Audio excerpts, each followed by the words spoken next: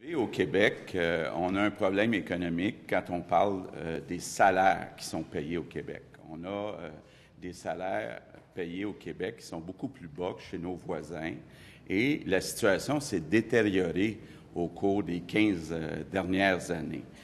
Donc, on a besoin d'attirer des emplois bien payés. On sait qu'une bonne partie de ces emplois bien payés sont dans le secteur manufacturier. Et dans les prochaines années, le gouvernement va investir des milliards de dollars dans le transport collectif. Et ce serait absurde de ne pas se servir de cette opportunité pour en même temps créer des emplois bien payés, mieux payés au Québec.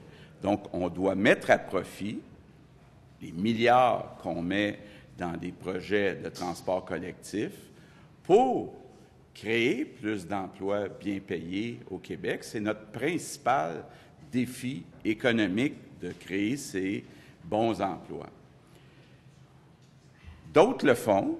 Je vous rappelle qu'en vertu du Buy America Act, les Américains, dans les grands projets, exigent un contenu local de 60 %.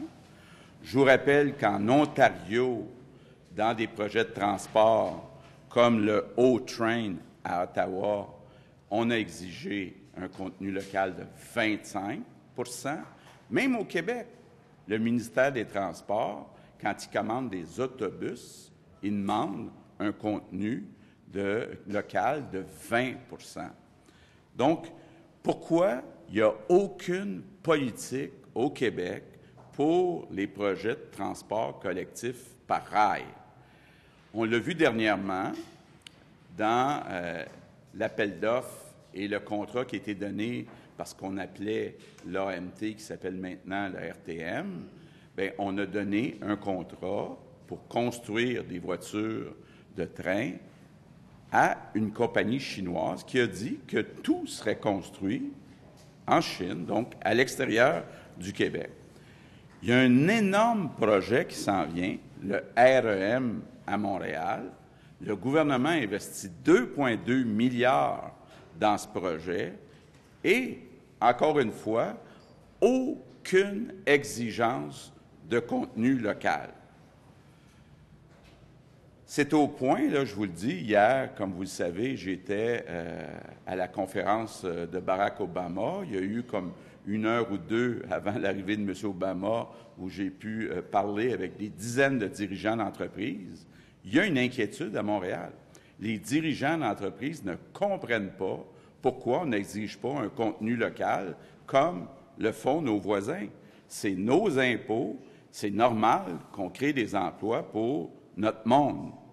La semaine dernière, j'ai posé la question à Philippe Couillard en Chambre et il y a eu 2 réponses. Premier argument, il a dit « Moi, je préfère que nos entreprises québécoises ne soient pas défensives. » Deuxième argument, il a dit « Dans le cas du REM, moi, je ne veux pas m'ingérer dans la gestion de la Caisse de dépôt. » Prenons ces 2 arguments. D'abord, ce n'est pas une question d'être défensif, c'est une question d'être naïf. Les affaires, c'est un peu comme un match de hockey. On a besoin de jouer à armes égales. Comment on peut laisser les autres États exiger un contenu local, puis pas nous exiger un contenu local? Deuxièmement, quand on parle de la Caisse de dépôt, bien, rappelons 2 choses. D'abord, la Caisse de dépôt a une double mission, rendement, mais aussi aide au développement économique du Québec. Puis, deuxièmement, bien, quand un gouvernement investit 2 milliards dans un projet de la Caisse de dépôt, le gouvernement a le droit d'exiger des conditions, entre autres des conditions de contenu local. Donc, on voit pourquoi M. Couillard fait ça. Est-ce que c'est parce qu'il ne connaît pas l'économie? Est-ce que c'est parce qu'il est naïf? Est-ce que c'est parce qu'il manque de leadership?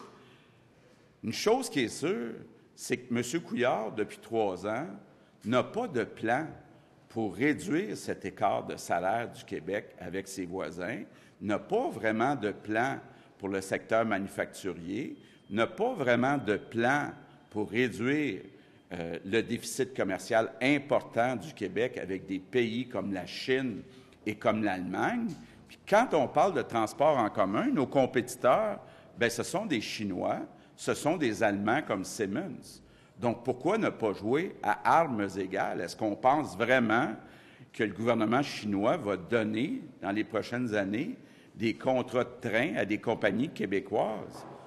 Le déficit commercial avec la Chine n'arrête pas de grandir. On est rendu à 7 milliards, le Québec, de déficit avec la Chine. Donc, ça veut dire qu'on importe 7 milliards de plus qu'on exporte.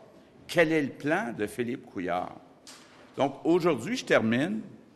Aujourd'hui, je veux prendre un engagement. Un gouvernement de la CAQ va mettre en place une politique de contenu local sur tous les contrats publics importants qui vont être donnés. Pourquoi? Bien, pour créer des emplois bien payés